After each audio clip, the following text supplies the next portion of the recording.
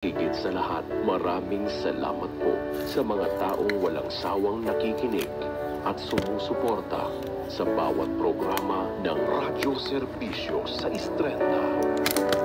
Naway ang iyong masaganang pagpapala, kapayapaan at pagkakaisa ang manaig sa aming puso at isipan.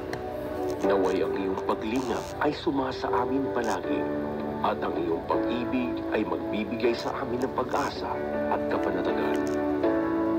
Ito po ang aming samot dalangin sa pangalan ni Jesus at Haring darating. Amen.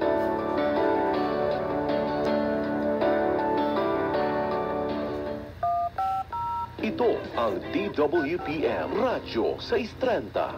Isang komersyal na himpilan ng radyo na pinangangasiwaan ng Philippine Collective Media Corporation at pinahihintulutang sumahimpapawid ng National Telecommunications Commission sa 630 kHz bilang BSD-0235-2023 na may bisa hanggang Agosto ng kasalukuyang taon. DWPM Radyo sa Istrenta ay sumasailalim sa paggabay ng mga electronics engineers. Engineer John Achilles Dena, ECE license number 41724. Engineer James Rodney Santiago with BECE license number 0000684. Engineer Randy Hortaleza. Engineer Harold Daniel Bakiran with license number 00